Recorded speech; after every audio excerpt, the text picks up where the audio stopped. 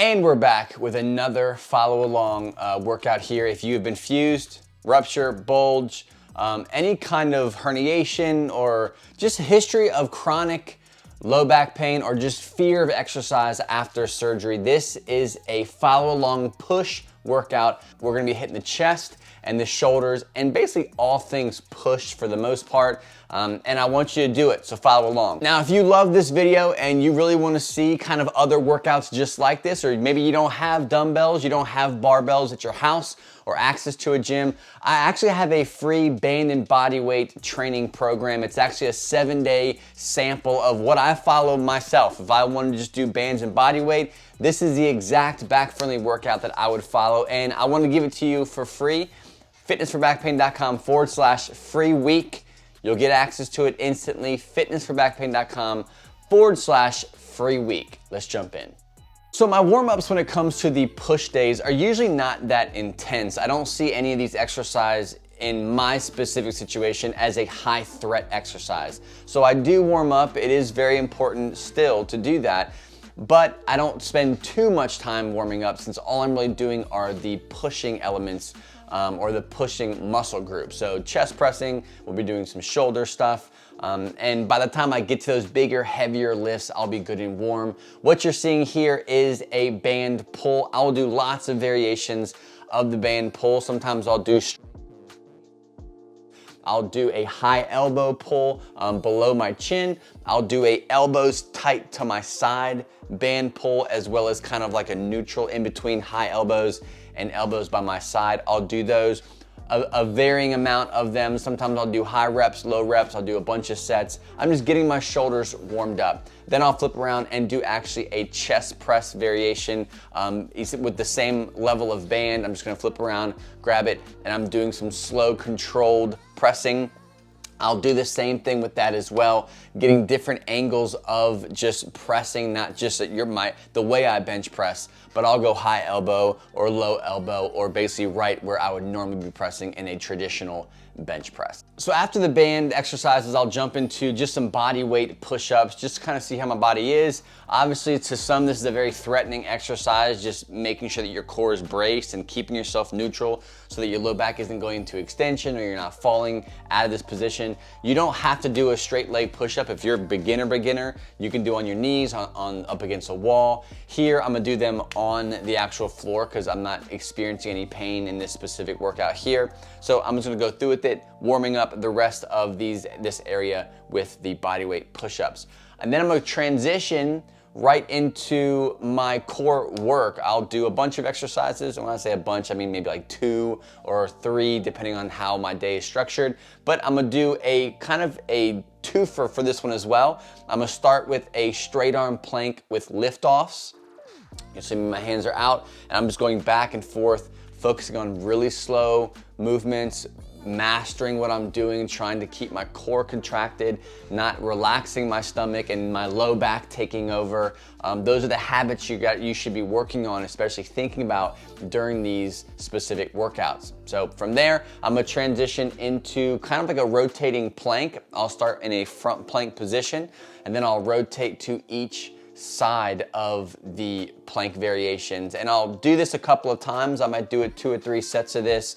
You're only gonna see 1, but I love this specific core exercise just because you kind of hit everything. I think the obliques are left out a lot unless you do a lot of single arm farmer's carries or side planks or things like that. I think the side of the body when it comes to core training, stability, and endurance is highly left out. So make sure you add those in, make sure you do them, and find a variation that works really good for you. So the first official exercise we're gonna do is, guess what? Banded push-ups. So we did some push-ups in the warm-up. Now we're gonna attack some banded push-ups.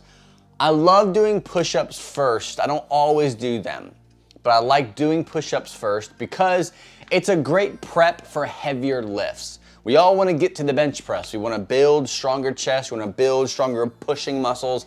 And the bench press is a great exercise to do that, but you have to prep it. If your shoulders are beat up, if you're an older or a more senior generation of lifters, your shoulders are really beat up, spend the extra time getting these shoulders primed. And you can do that by doing more push-ups before, or push-up variations before your actual lift. So I'm doing banded push-ups. I'm gonna start with a light red band, and then I will progress for the second and third set with a heavier resistance band. I think it's a black one that I'm using.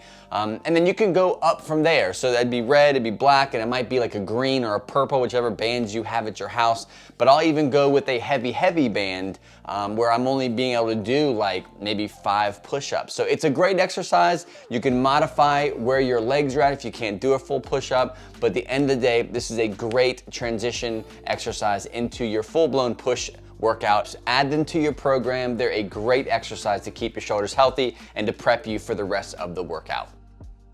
All right, so let's get into some barbell bench pressing. I'm not doing 100% flat bench here. I hardly ever do 100% flat bench. I'll do some variation of a slight elevation. If you look at the under the legs of the upper part of my bench on the ground, you'll see 2 10-pound rubber plates stacked up, and I have my bench top on that. And that gives me a slight elevation that takes some of the load off of my shoulders and allows me to feel it better in the chest. If you're having pain with the bench press, there's lots of things you have to unpack. I won't unpack them here in this video. You can check out, I did a full video on benching and back pain. You can check that out. It'll be in the description box below. The main thing when it comes to bench pressing is just being consistent, getting into a comfortable position, whether that's feet elevated, feet flat. How hard are you contracting your glutes?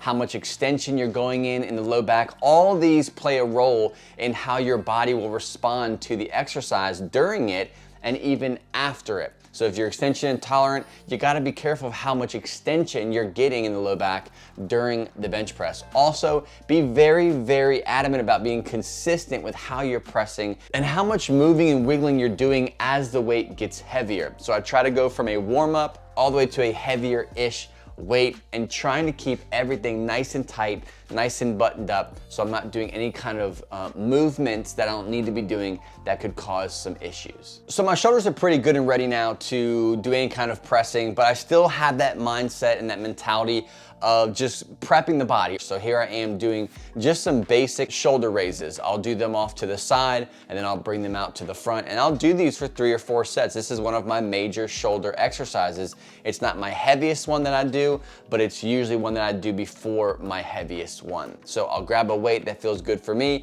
I'll alternate my feet depending on how my back is feeling. I just usually, out of habit now, alternate my feet so I can kind of use my whole body to do these exercises, especially when you start taking that weight out in front. Sometimes that weight shift can cause some pain. So if you're doing the shoulder raises out front and the out front variation is causing some back pain, I would just remove them. Again, oftentimes if you're having a sensitive back, bringing that weight out to the front could actually make it worse, and it's just not worth doing. All right, the Landmine shoulder press. I've got one more exercise after this one I'm gonna do, but this will tie up my pressing or my shoulder dominant exercises. I love the Landmine shoulder press. You can do them standing, you can do them kneeling, whatever feels better for you. It's not a better way of doing it.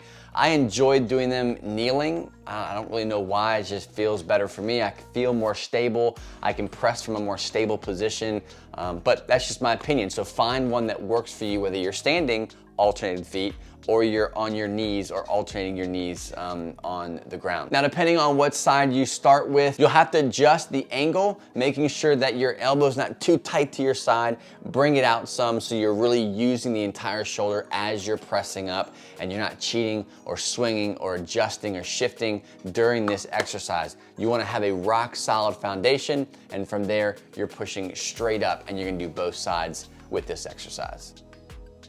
And last and final exercise, but certainly not least, is the single arm farmer's carry holds. So I'm not doing walking farmer's carries. It's more of just I'm picking a heavy weight up on one side of the body and just holding. Great for endurance, great for stability, great for challenging the body to maintain a neutral to you position. Again, if you're thinking about it the way I want you to think about it, you're gonna get into a good position with a lighter weight and see how your body responds. Once you're in that good position and you can maintain that comfortable position, then start adding weight and really trying to challenge yourself to build resilience in this ability to contract and stabilize and brace while you're adding weight. So don't try to push the limits. Yes, farmers carries are normally a heavier type of exercise where you're really trying to challenge your grip, challenge the weight. But if you're using it with a rehabilitation type of mindset where you want to build resilience and strengthen the body, go heavy, but don't go too crazy. And also work up to the heavier weight. You can do walking ones.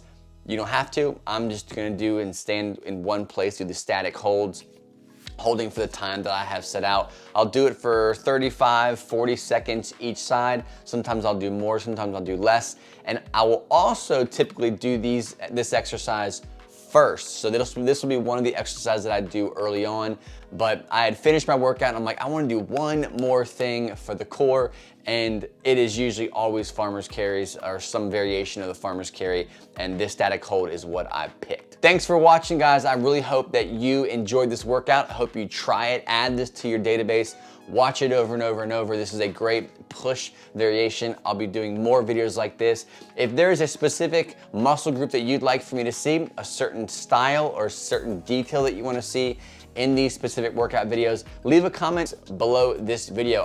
Whatever you guys tell me to do, I try my best to get it in queue and make it and have it out into your guys' hands as fast as possible.